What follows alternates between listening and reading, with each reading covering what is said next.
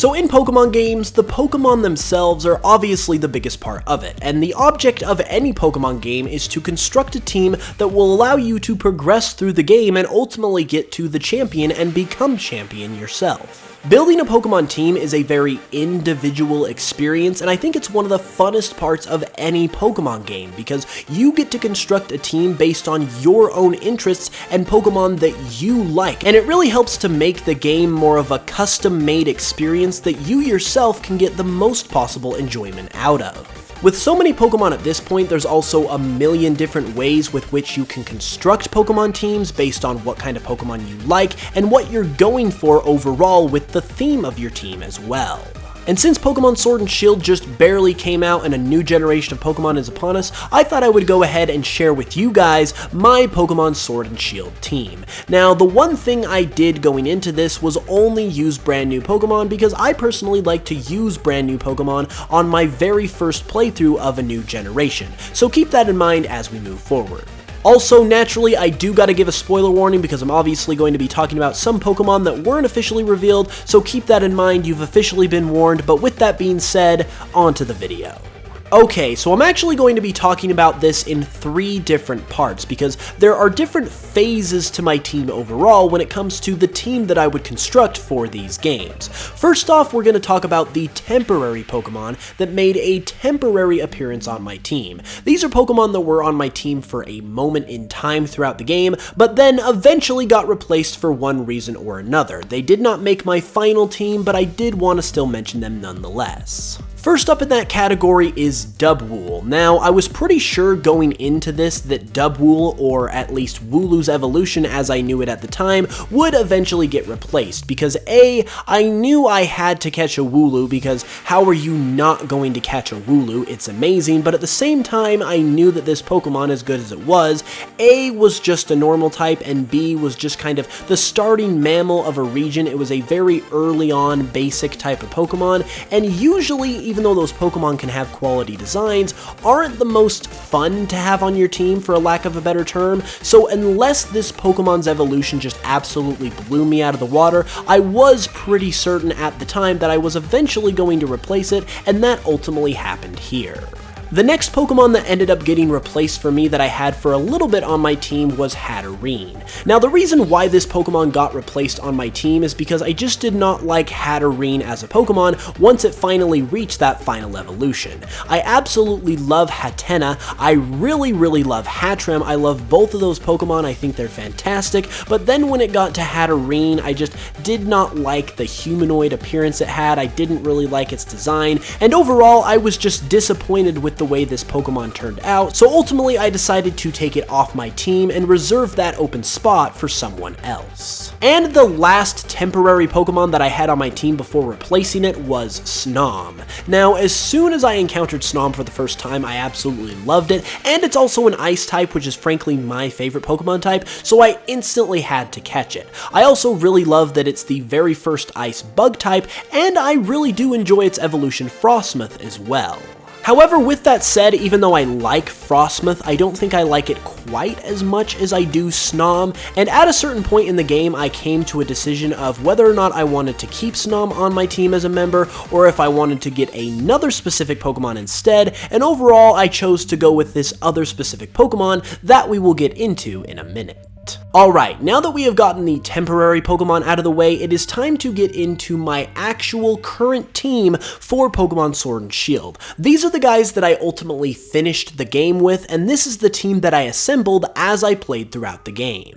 Obviously, in this situation, you've got to start with your starter, and for my starter, I chose Sobble, so I ended up with Inteleon. If you watched my opinions video, you would probably know that I am not a fan of Inteleon whatsoever. The way that it stands and its humanoid appearance makes me very uncomfortable, to say the least, so it's not a Pokemon I enjoy, but I did not want to replace it either because I have a really hard time with not having a starter Pokemon on my team, so I decided to keep it, and even though I didn't like it still was a valuable part of the team. It was really strong, so it did serve a good role even if I didn't really like it. The next Pokemon on my team that was with me for pretty much the entire game was Boltund, who I originally caught as a Yamper. I absolutely love Yamper, it's one of my favorite new Pokemon from this generation, and I was really excited to see what it evolved into, so it was a no-brainer to catch it at that point, and once it evolved, I absolutely fell in love with its evolution as well. Boltund is kind of just the epitome of cool and reliable in my opinion, probably very fitting since it's a dog Pokemon, but yeah, overall I just think it's a really cool, really solid Pokemon. It's also an electric type, which is a valuable type to have on any team, so it was an easy choice to keep it around for the whole game.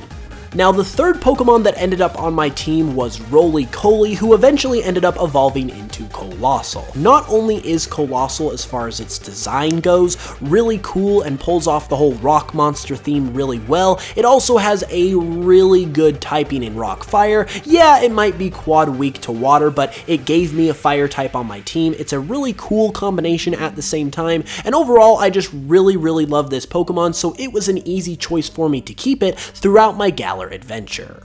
The fourth Pokemon that I ended up having for my team was Toxtricity. It is kind of a wild, crazy sort of Pokemon, but that's obviously the point as a rocker type of Pokemon, and overall it was a really solid part of my team. I never really have poison types in Pokemon games, it's not a type I use a whole lot, so it was cool to be able to use a poison type with Toxtricity. It came in really handy, especially against those pesky fairy types, and even though I had two electric types, it ended up being no problem whatsoever. I was able to do just fine even with that in mind, so overall I had a blast having this Pokemon on my team. The fifth Pokemon of my final Pokemon Sword and Shield team was Indeedee. The only place that you can really catch these on a consistent basis is in the Glimwood Tangle, and they are extremely tough to catch. It took me a long time to even find one of these guys in the wild, let alone actually catch it, and luckily I was able to catch it, and at that point I immediately added it to my team because I already liked the Pokemon and now had just found out that it was pretty rare as well.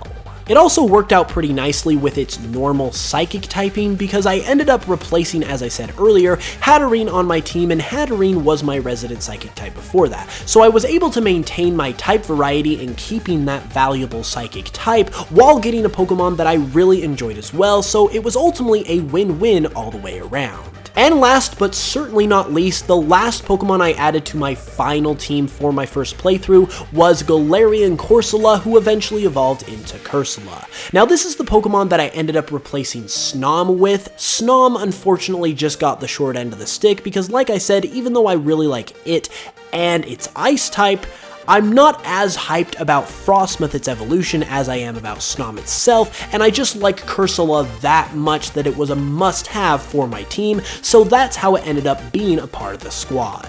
And a valuable part of the squad it was, because not only do I absolutely love this Pokemon design and appearance-wise, it also did a really good job for me in the battle department as well, because A, its ghost type is really valuable naturally, and it can learn a wide variety of moves. I slapped an Ice Beam on it that really helped me with Raihan's dragon types, and in a number of other places as well, so I absolutely loved having it on my team.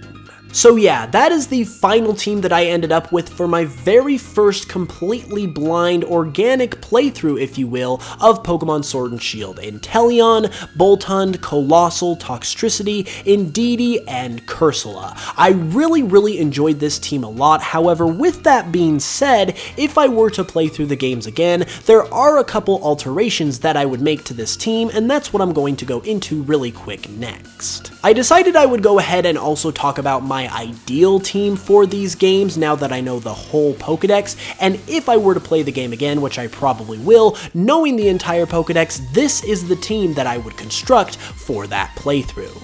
Starting off, from my first official team, I would keep Colossal, Boltund, and Cursula. I absolutely love all three of these Pokemon. They did an amazing job on my team in my first playthrough, so I would have no problem having them on my ideal Galar team as well.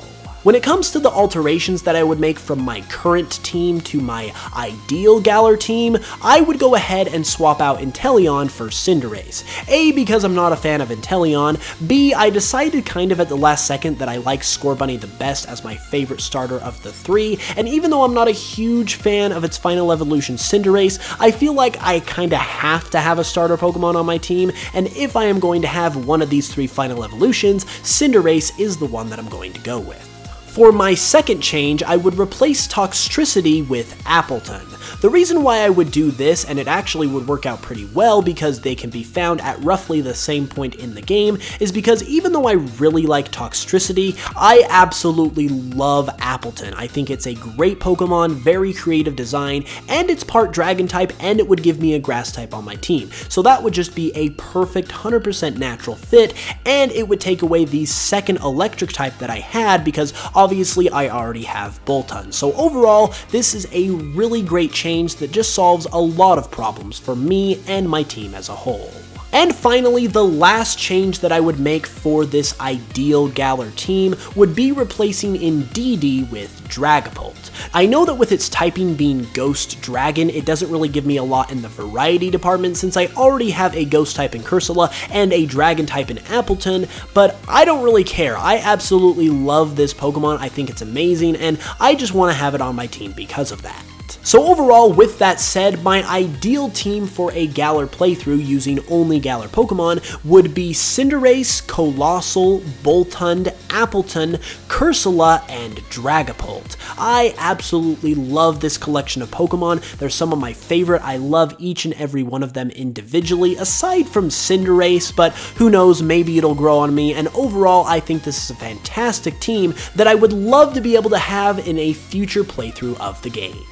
And there you have it, everyone. That was my Pokemon Sword and Shield team, or technically teams, I guess, but either way, I hope you enjoyed the video. If you did, be sure to leave a like. Let me know down in the comments below what your team was for these games. I'm absolutely fascinated to hear which Pokemon you put on your team and which ones you like using. You can also check me out on Spotify and give my Pokemon Cardinal project a watch if you haven't yet. Those are both fantastic ways to further support the channel and further support the production of videos like this. It makes all the difference in the world and is greatly appreciated. But with that being said, I will be back on Saturday with another video. Hit that notification bell so you can know when it goes live. You know the drill. And until then, as always, I hope you know I love you guys, and I will smell you guys later.